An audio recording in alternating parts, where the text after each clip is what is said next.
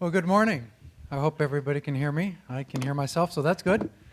Thank you for being here. And if you'll forgive me, I'm going to cheat this morning because as I was sitting up in my room this morning preparing to present some opening points to you, I just got lost in my own thoughts and my own passion, and I got on tangential stories and storylines and subjects that I just don't want to get into this morning, and I wanted to try and really be succinct and try and hit on some key points that I think draws us here, and the reason for us being connected, working together collaboratively, and being passionate about what we do. So before that, housekeeping thing, there is Wi-Fi here.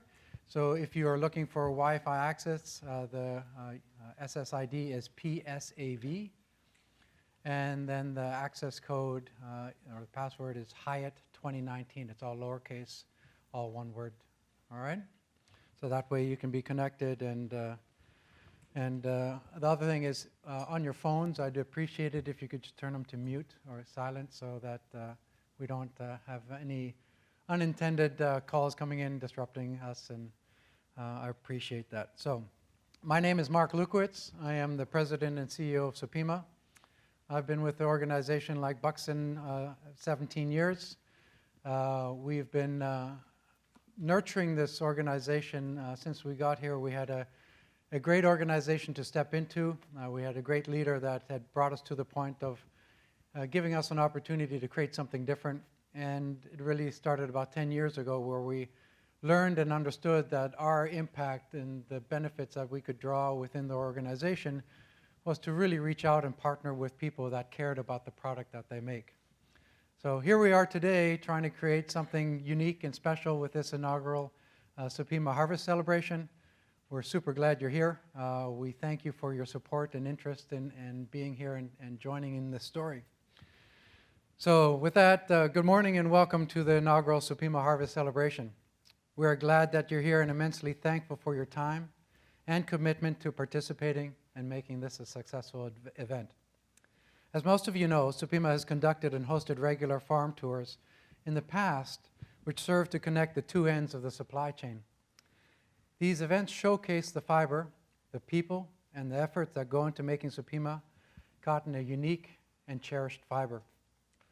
Supima has always been driven by authenticity and looking to partner with the supply chain to elevate product, to be disruptive, and to effectively and provide a distinct value point of differentiation.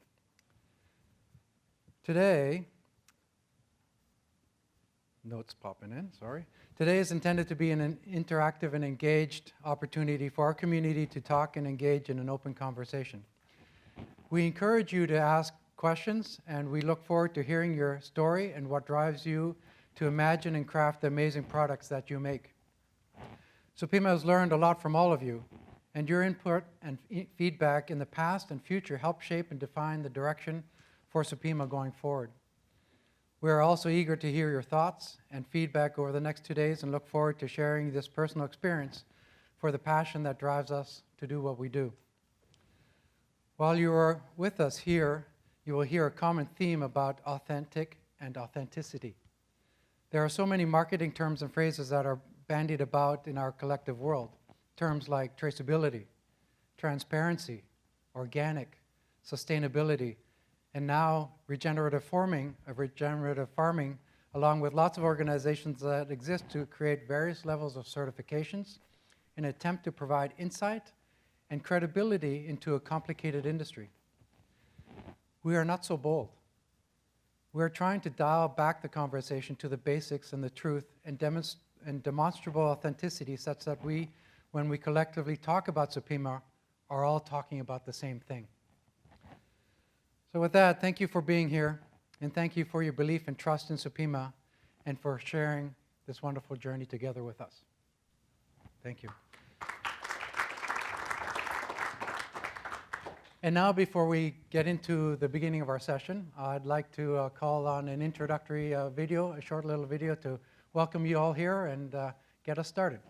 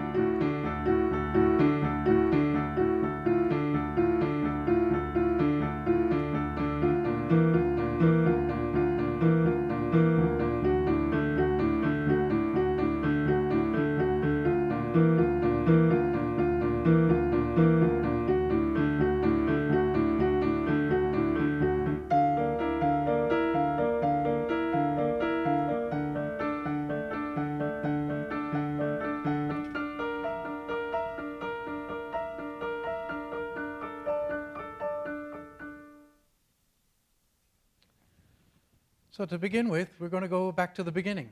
I'm going to call upon two growers to join me up here for their first session this morning. And I invite you to ask questions and engage. They're going to provide a bit of their history, their story, why they do, and the creativity that they put into creating the beautiful fiber that they create. Tomorrow you're going to have the opportunity to see cotton firsthand, to stand in a cotton field, to see how it's being picked.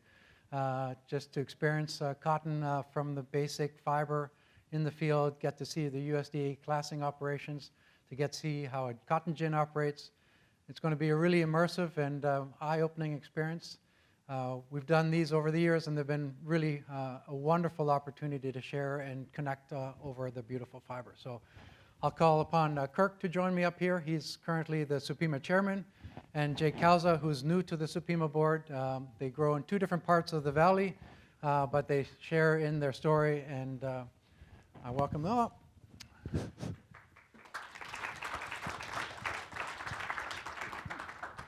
Morning, Kirk. Morning. Good morning. Morning. So to begin with, I'll both give you an opportunity just to introduce yourselves and tell us a little bit about who you are, your farm, how long you've been farming, why you farm cotton, the different crops you grow. Just give us a bit of an insight. And Kirk, maybe you want to start? I thought maybe you want young and handsome to go first. Let's go with wisdom. I'll go. Old and grizzled. Anyway, good morning.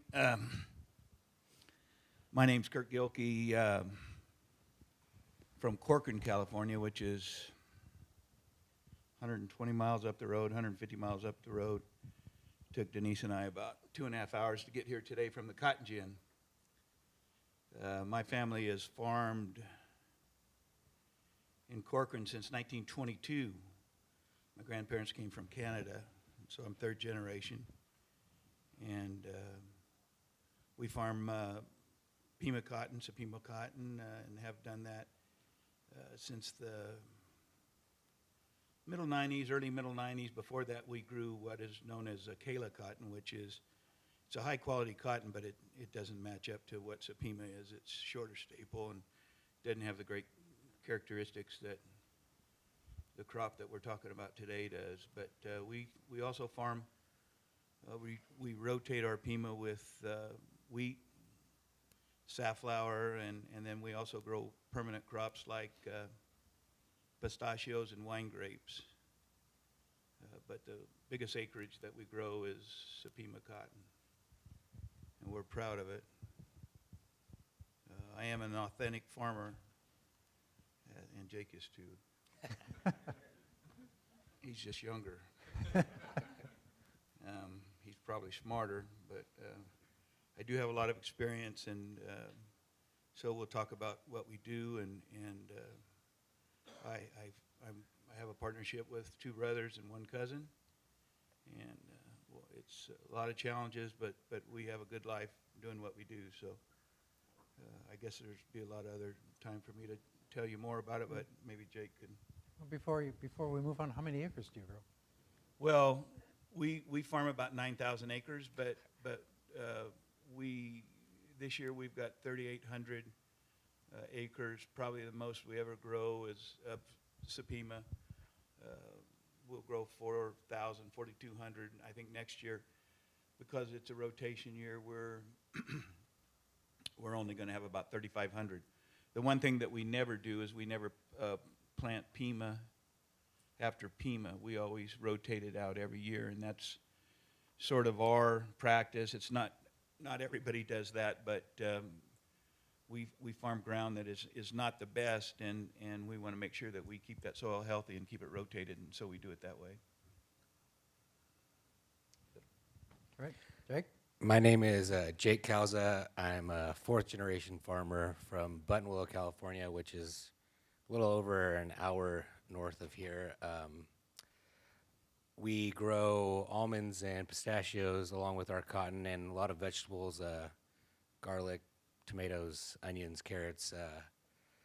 My grandfather came over here from Switzerland and started this business in 1930. And my grandfather, my dad, and his three brothers took over. Now I just started a business with my two brothers. We're in our sixth year. I've been working on the farm for about 12 years, as I got out of college. So right now we are actually renting ground from my grandfather, renting ground from my dad and his brothers, and we're growing cotton on the same ground that my great-grandfather grew on. So we've been growing cotton, Acela cotton. We started in the late 30s, early 40s, and Supima Cotton, similar to Kirk, early 90s. And we've been growing Supima Cotton ever since. Great rotational crop, and I would say, like, our ground, he doesn't think that he has some of the best ground, but the ground we have in Buttonwillow is perfect cotton ground. It's really clay type of ground called Buttonwillow clay, and it's a great ground to grow on. We're a much smaller farm than Kirk. We're about 4,000 acres total, but around 500, give or take 100 every year in Supima Cotton. Great. So you mentioned, both of you mentioned that you didn't start growing Supima cotton until the 1990s. Why was that? I was born in 1987, so I'm not quite sure. Young and handsome, right? He is young and handsome, and Jake and I are going to have a good time in the future, unless they kick me off the board. But anyway, as I said, we were growing Acela, and I came back from Cal Poly, San Luis Obispo in 1980. That's where I finished my education. So I've been growing cotton for 39 years now, and of course I guess I helped grow it before because we always worked. As we were going to high school and college, we always worked on the farm.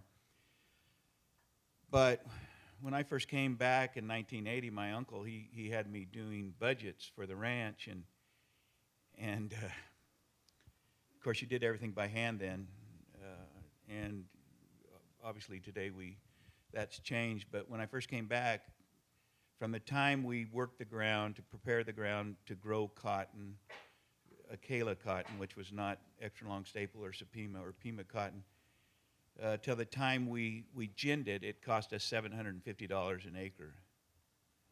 Today, that's gone up to between $2,200 and $2,500. And back then, Acela cotton was selling anywhere from 60 cents a pound to 75 cents a pound. Once in a while, it pops up to 90, but today, I think it's probably 60 cents a pound. And so we were not going to make ends meet by continuing to grow Acela. And I think that the biggest growth of Supima cotton or Supima cotton was in Arizona back in the 80s, and I think they had some environmental issues that they could not grow successfully Supima as they did in the past, and it sort of migrated over into California in the late 80s and the early 90s,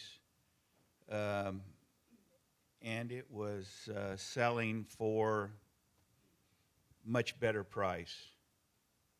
The issue was we could make 3 bales of the Acela cotton, and we were only making about 2.5 bales of Supima, but the numbers still worked out to where it was better to grow Supima cotton. And now they've done a lot of research, and we have better varieties that yield better. And they probably can't yield as some of the new Acela varieties, but it's still financially much better in our area to grow Supima cotton. And plus it's really fun and rewarding to grow something that is in such high demand, and people covet, and we can brag so much about it. So there's 700,000 bales of Supima cotton in the United States, and there can be 14 million of short staple of varying qualities, and we know that our cotton that we grow is always of the highest quality. So we're pretty proud of it. Oh, Yep. you were born, I forgot. Yeah, well, one of the other things and the triggers for Supima entering the marketplace here in California as an agricultural commodity was there was a single variety law here in California originally that prevented any other cotton other than Calza. So the principle of that was that California wanted to be one of the best states in producing a high quality, consistent quality crop. The breadbasket of the U.S. is here. There's 7 million acres within the larger valley here between the Sacramento Valley and the San Joaquin Valley. And you know, the opportunity to grow cotton here is ideal because of the weather and the climate. Cotton is a xerophyte, which is a plant that subsists and does really well in an environment where there's little liquid water. So stressing that plant causes the plant to go into regenerative phases and allows it to produce the cotton fiber that we know. But it wasn't until the late 1980s when California opened up the rules to allow Pima cotton to come in here. And eventually what they realized was that the USDA that was originally controlling the seed program and was distributing it to the original growing communities in Arizona, New Mexico, and the Panhandle of Texas, was that when the cotton got here, because of the cooler nights in the evenings, the cotton was able to recover better and the yields were better here. So typically you'll find much higher yields here in California than you will in the other growing regions. But each region is unique in terms of its challenges. So soil types vary, even from Jake's farm and even across Kirk's farm, across the 9,000 acres, you'll find different types of soil varieties that you have to deal with. So, Jake, maybe you want to take us through kind of the decision process in terms of how you make decisions of what you choose to grow, and then once you make a decision of making a decision to grow Supima, what are kind of the timelines and the thought process that you go through in terms of the prep and decisions and choice about the variety, et cetera? I would start with the two main issues that I run into are water is a really big issue for me and my basin. We're in 3 different water districts that have 3 different sets of water rights, that have 3 different prices for water. In all those different districts, the soil's different. So some areas are better for growing cotton, some areas are not, and there's one water district in particular where the water is extremely expensive. So that's a thought that we run into right away. Depending on the price of Supima cotton, that's another big issue. We will fluctuate 100, 150 acres difference, and the decision has to be made in the decision has to be made in late spring, because, for example, on one ranch we have planted garlic already last week, and we're harvesting cotton right now. So growing cotton is a year-long process. In the wintertime, you're working the ground and getting the ground ready, and in January, for us, in January, with our really clay soil, we can pre-irrigate and start the water and plant in April and grow it for 6 months till September and harvest in October. But that decision needs to be made, I would say, in the late spring for us. It's a decision that has become very tough with these new rules and regulations in California, and new laws. Sustainable Groundwater Management Act has made it difficult for us to grow cotton. We're trying our best to save as much water as possible.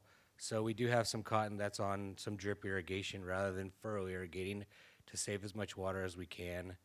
But water is such a big issue for us right now because of the new laws that have gone into effect, and I would say that is my main issue, and that's the biggest thing we look at when deciding whether to grow a vegetable that is on sprinklers that uses this so much water, and cotton that if we can run it on drip, we know we're going to save some water, save some money.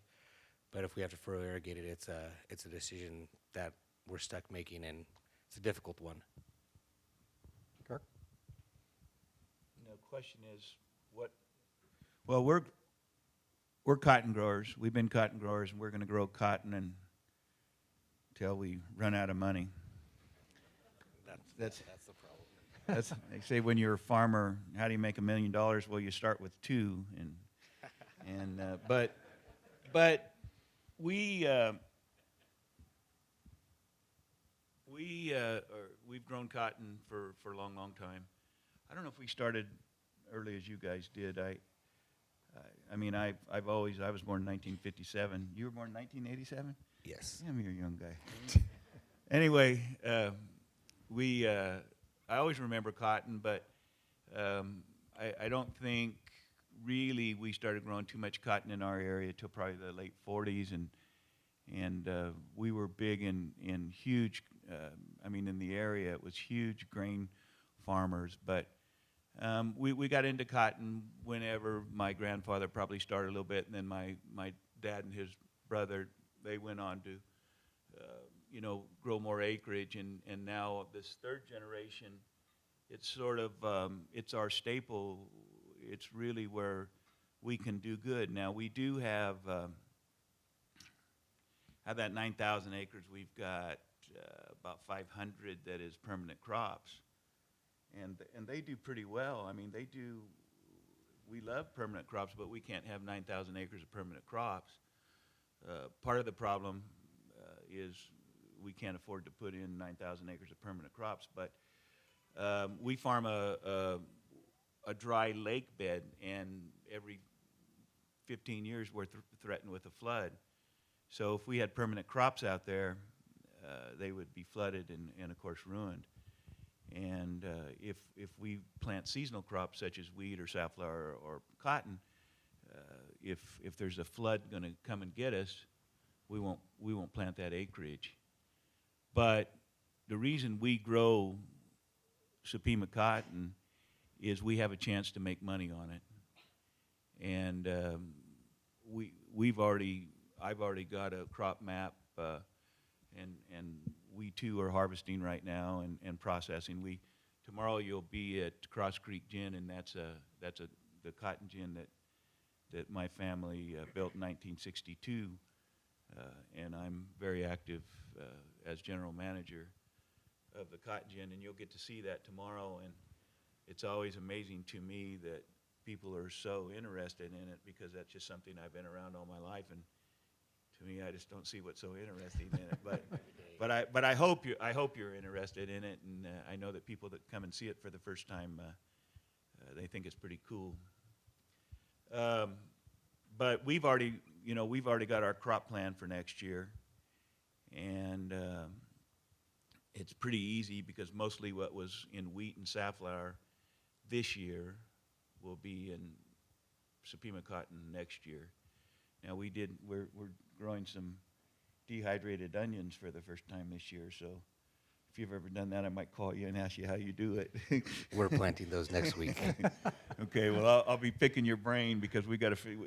And that's one thing that we do as farmers, and although Jake and I are 70 miles away and 30 years apart, he knows a lot of stuff that I don't know, and I might be able to help him sometimes. So that's a good thing that we have, is we work together as farmers and try to help each other, and that's how we roll.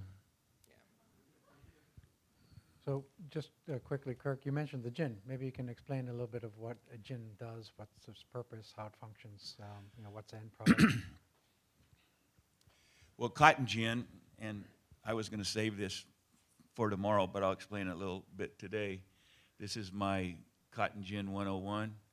A cotton gin is the first step in processing the fiber of the cotton. So when cotton is harvested, and you saw the big machines that go through the field and gather the cotton, the lint has seed in it, and so in the first step of processing, before it can be made into fabric that you all use, hopefully, it has to be, the seed has to be, it has to be cleaned, and the seed has to be separated. So you go, basically what you do is you take it to the gin, you dry it, because it'll come in at about 6 to 7% moisture, sometimes higher. When it comes in with high moisture, it's difficult to deal with, and you don't always get the best quality when you have high moisture. So that's one reason that we do so well, because we actually farm in somewhat of a desert. So we get about 10 inches of rain a year where I live, and it's normally during the winter, and sometimes we do have it during this period of time, but normally our rains hold off till late November or December, so that's when we pick cotton and it stays dry. So our cotton comes into the cotton gin, about 6 or 7%. We start the drying process, and then it goes through a series of cleaners, which actually just shakes the leaves, the dry leaves that you see out there. It shakes it away from the lint, and then you go through a series of different machines called gin stands, which separate the lint from the seed. After that, you clean it one more time. You clean the lint. The seed goes out into a seed house, and we use that seed for cattle feed. And then the lint is cleaned one more time, and it's then put into a 500-pound bale. It's sampled so it can be classified by the United States Department of Agriculture. We put a package around it, and then we put it on a truck, and we'll send it away to market. We currently are putting all our cotton bales, which are 500 pounds, close to 500 pounds. We're putting it in an inland warehouse, opposed to a port warehouse. So there, we take these bales about an hour away from the gin. We store them until it's time to put them in a different container and take them down to the port, where our market is mostly, and I would say Supima is how much export? 95%. 95% exported. But that's a basic description of what we do. It's the first step of processing of the cotton, of the Supima cotton. But you'll get to see it tomorrow, and I'll try to explain a little bit better. But without being there, that's just a little prep for tomorrow. So one comment, the seed cotton, and that's the harvested product that is taken from the field. And the official term is seed cotton. It's representative of all the material that's collected in the harvesting process. That then arrives at the gin, and maybe you can share what the percentages out of that harvested product is. All of it gets used, but what are the percentages of fiber, seed, and the plant material that's left over in that? So this is good, because we grow a crop, as Mark said, 100% is used for something. So in a bale of cotton, it will take about 500 pounds. It takes 1,500 pounds of seed cotton to make 500, so you get about 33% yield of lint. So 1,500 pounds of seed cotton, you get 500 pounds of lint. You get in... And lint meaning fiber. Fiber, Yep. I'm sorry. Just to clarify. Yeah, just to clarify. And you get about 800 pounds of seed, which we use... it's used for nut, but the majority of ours is used for dairy feed. It's also used for cottonseed oil. So what's that? 8 and 5, 13. And so you got about 200 pounds of what we call waste or gin trash. Now this gin trash will go out into a pile, and I'll show you the pile tomorrow. But that's also used for bedding for the cattle. So when in the winter, when the rain does come, we've got this nice cushiony place for the cattle to lay down, and it will soak up all the moisture, and it gives them a healthy place to live. So 100% of what we grow is used for something productive. The lint being the most valuable, the seed being the second most valuable, and then obviously the gin trash or waste has the minimum utility, but it is used. So nothing goes to waste. Great, thank you. Jake, how about the life cycle of the cotton plant? Maybe you can kind of walk through the decisions that you go through when you're watching the plant grow, when to apply water, when to stress it, how that process looks over a period of time. Okay, so like I said, we plant in April. We actually irrigate the land in January, work the ground, make the rows, plant the seed, and it can grow for a good month and a half until we actually have to do any work to the plant.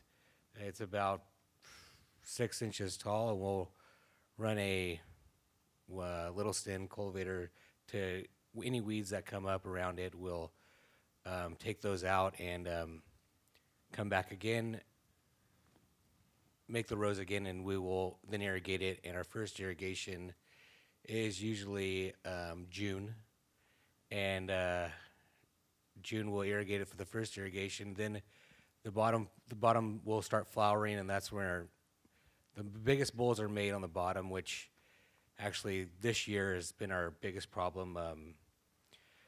We had a wet winter, which in turn brings cheaper water, which is a good thing, but a lot of pests. So our pests came early on in June, July, when it started warming up, and they really took out those bottom flowers, which are where our biggest piece of cotton, our biggest bolls come from. It's where the moneymaker is. So this year has been a difficult year for us, high pest year, and a lot of our bottom crop is actually gone. But anyways, so after that first irrigation, we let it flower out and try to stress the plant a little bit. I've always been taught that before second irrigation, we want to stress it enough to where you're pushing those flowers out to make the bolls, but you don't want to get the flowers all the way to the top of the plant, because in turn it'll stop growing.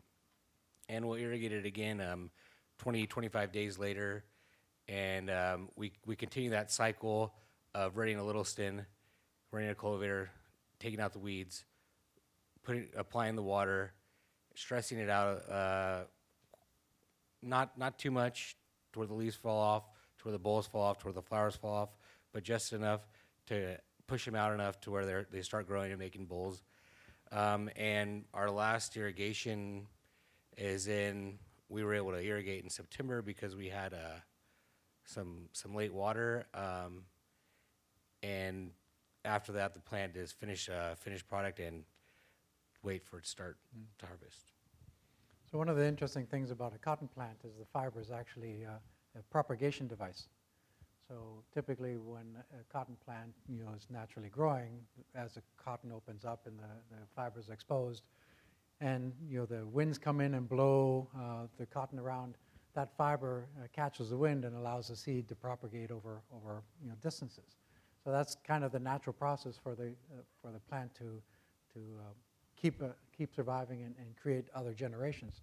So the trick in growing the cotton is to trick the plant into thinking water shut off, causing it to grow the bolls, which then create the seed and then create the fiber, and then giving a little bit more water, letting it grow again, and it goes through these repetitive phases for a period of time. And ideally, they try to keep the cotton plant below 4 feet, right? Because otherwise, it's too unruly to harvest. So it's just a management in scale and size while trying to get it into a reproductive cycle that allows it to create a high yield and high output. That way, you can maximize the efficiency of that farm and field, while minimizing the resources and utilization of that land at the same time. So let's give an opportunity to anybody that may have a question at this point, or any clarification needed on anything that's been discussed so far, or any thoughts? Yeah, go ahead, Pete. You had mentioned that about 10 inches of rain per year is what you guys see for, or what I guess the plants are used to. No, I'm sorry, but go ahead with your question, but I must have confused you. I guess what's provided by Mother Nature in addition to the supplemental drip irrigation or other irrigation. Do you guys have a number as to how much water each plant requires in a growing cycle? 2.5 acre feet is about what grows a good crop of cotton. 2.5 acre feet in our area. That's what we'll use to maximize yields. And believe me, there's no waste in water because water's expensive, and certainly we don't want to use any more than we need. But 2.5 acre feet is what we've always used, and that's what we budget to maximize our yields and quality. And how do other crops compare in terms of water use? Well, I think that our permanent crops. Oh shoot! Can you hear me without? Yep, we hear now. I got a good voice. Yeah, you too. Except when I sing. But I think that our permanent crops use more water. Almonds use more water, don't they? I would say almonds and mature almonds. So, quick almonds and pistachios. It's about a 6-7 year process before you start making. In those early years, it's less water, but after you mature the tree, yeah, it'll be 3.5 acre feet. Vegetables, drip irrigation, probably about a little bit less than 2.5, around 2. Sprinklers, right around similar to cotton. But I totally agree with Jake because we're sitting up here and we always got to agree. But I totally believe whether you use drip or you use flood irrigate. Now maybe because you can direct it perfectly with drip, you can get away with a little bit less water. But I believe cotton needs 2 to 2.5 acre feet to make the yields that we make. And what's good about making yield is where someone they have an acre of cotton and they make 1 bale per acre. You know, that carbon footprint, our carbon footprint's going to be a lot less because we're making 3 times as much product on 1 acre, or in some cases 4 times. So you know, productivity has a lot to do with sustainability. So. And it's not also just the product that you're making. The entire plant, the size of the plant is bigger. So Yeah. in that process, you have a much larger carbon capture system that's being supported.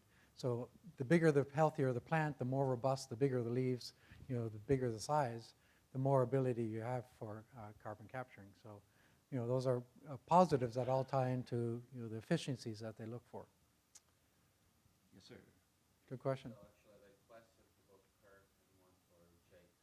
Kirk, just a clarification about the ginning process. Mm-hmm. Are you just ginning Supima, or are you ginning other type of material? And if you do, other type of cotton, and if you do, how do you secure the chain of custody continuity from Supima? Right now, excuse me. Right now, 100% of what goes through that gin is Supima cotton. In the past, it hasn't always been that way, but because we actually, there's been years when we've had a Calza cotton go through at the same time, but we certainly would never mix it. That's for sure. Yeah. So, and then, question for Jake. You were talking about rows and irrigation rows. Clarifying, is that tillage practices? And if they are, how do you then comply with the U.S. cotton goals or of CO2 reduction? It's minimum tillage. You know, as a farmer, we're trying to practice the right, you know, with technology becoming something that we're trying to innovate as much as we can and comply with as well as we can. Cotton is minimum tillage, yeah. Okay, and one thing, Jake doesn't remember this, but because born? I was before GPS, and you probably always had GPS. No, when I was working like 14, we Yeah, didn't know yeah. GPS. Well, when he was 14, they didn't have GPS, but as a young man, we were so inefficient going back and forth, and when we were doing the tillage, you know, we would overlap. Sometimes you would work at nighttime, and you'd come the next day, and they never hit the mark. But now we are within an inch, and so everything we do now, when he mentions minimum tillage, we are so efficient now with GPS that again, that's you know that helps with CO2 emissions. I think that was part of your question. Yeah. And Dario, I'll add on a question with you with regards to being able to identify which cotton's going through the gin. So when the grower makes a decision of a variety that they plant, they have to report it to the county. And they also report it to the gin. And they report it to the merchant. That variety information then is indicative of the type of cotton species that's being planted. The module that's created, which is that initial grouping of seed cotton that's collected from the harvester, that is given a module tag. That module tag is referenced geographically with a GPS location. It's referenced with the farm information, the grower information, and the variety information. So that's all tied in with the module. So when the gin receives the module, they take it in, they scan the code. That code registers in the system that ties back then to the variety information, the grower, the farm, the field, and everything else.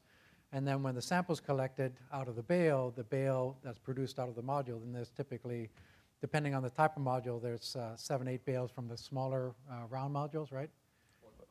Well, there's on the rounds so we group rounds in 4s, and we're getting about 22,000 or 15 to 16 bales out of 4.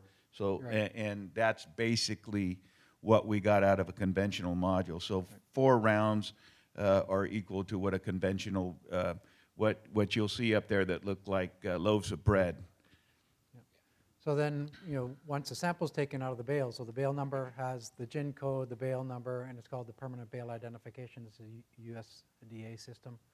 That PBI number then is associated with the sample. One sample is taken from each side of the bale. The sample is split in half. Half of those samples go to the USDA and the other half go to the merchant. The USDA then takes that information based on the PBI number. So all they know is the PBI number, which is the permanent bale identification, and the gin code. And then based on the gin code, they'll know whether it's a Calza or a Pima gin. And then they'll put it in, and then they class it independently, and then the classing validates the variety and gin code information to authenticate that it's either Supima or an Calza in California. I actually have a combination gin, so a lot of people would consider I have 2 gins, although they're both in the same building.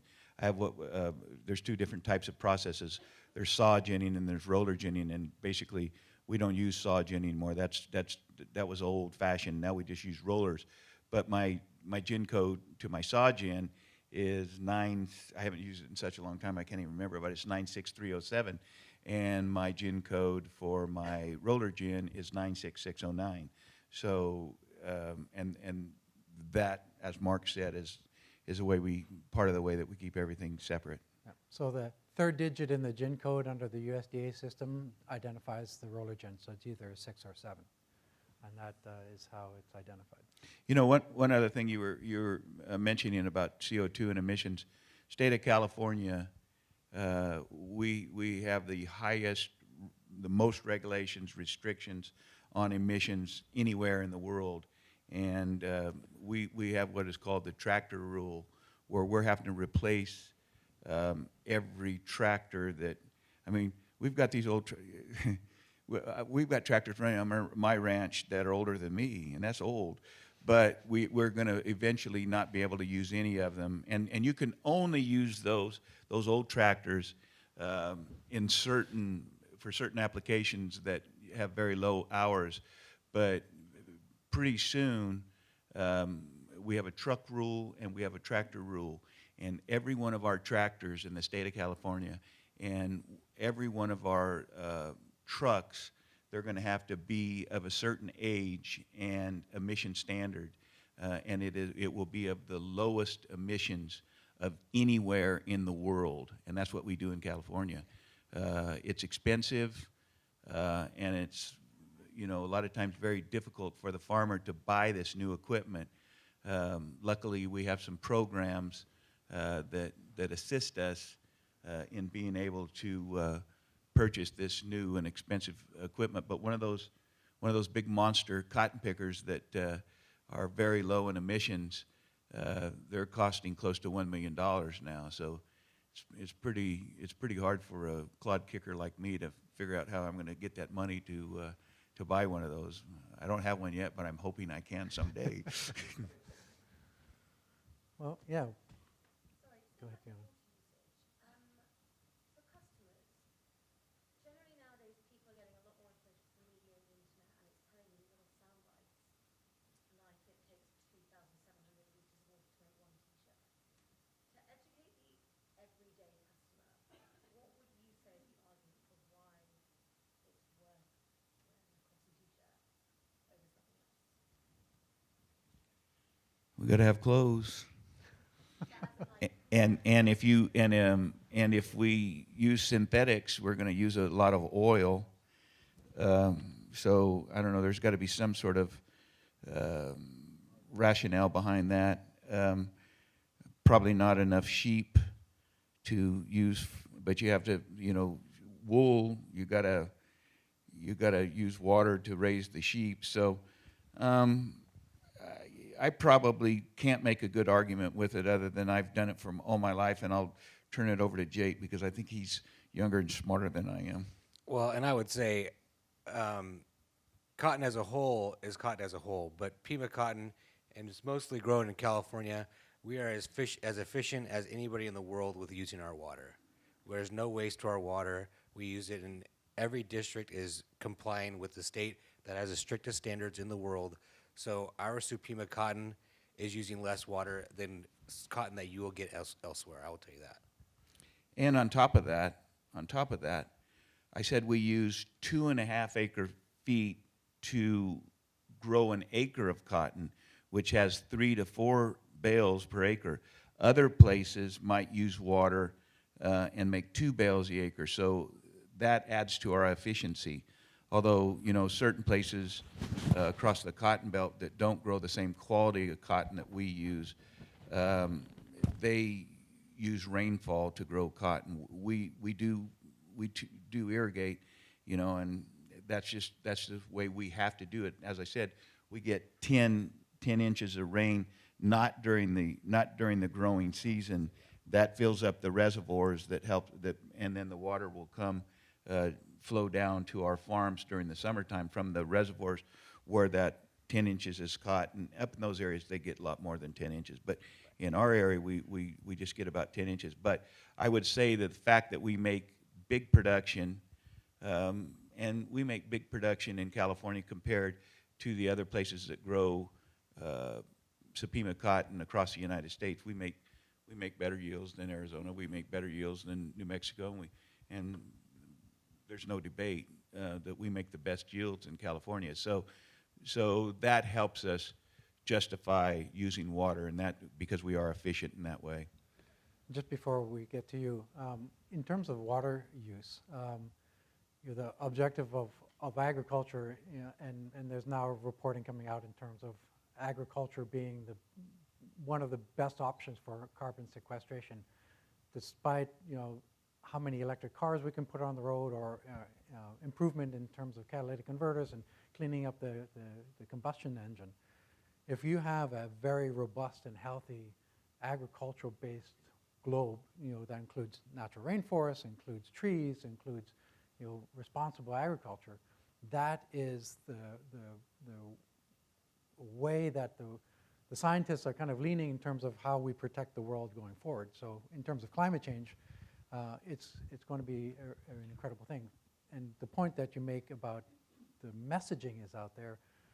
We try to be authentic and honest about the conversation that we have, but we fight against a continual barrage of information, like when they're saying, this T-shirt is made with 5,000 liters of water, for example. That's an arbitrary number that doesn't really go into the details of what that system encompasses and where that water consumption arises. So if you talk about an agricultural cotton plant, as Kirk said, only 33% of the water that is applied on that, if you apply all the water to just the harvested product, which you can't because water goes into the soil, goes back into the aquifers, it goes back into the environment, it's evaporated. But even if you applied all the water that just goes into the farming operation of cotton, and you attribute that just to the final product, 33% of that is the fiber, about 50 to 60% is then the seed, which goes into food and oil, and then the balance is, the bedding material that's used for the cattle. So that's one conversation. And the other conversation is, when you're talking about agricultural product, and like the Textile Exchange has their LCA out there talking about organic cotton using 91% less water. So I'm just going to ask Jake, if you have a cotton plant and you have a cotton plant and one you give water to and you give 91% less water to the other cotton plant, what's going to happen? You'll probably get 91% less yield. Or less. Yeah, I mean, it dies, right? It just, that equation, it doesn't work. And even in the LCA from the Textile Exchange, it definitively says you can't compare these two numbers because the rain capture system in both are measured differently. So in the conventional numbers that they use, they're actually being measured for all the water consumption. And in the organic, they use rain capture, but that's not being measured, so they had no way of collecting that data. So while that number is talked about, it's relatively meaningless because it's not an apples-to-apples comparison. And I'm afraid, because we represent our organic growers too, when the reality comes out, it's going to hurt the organic growers.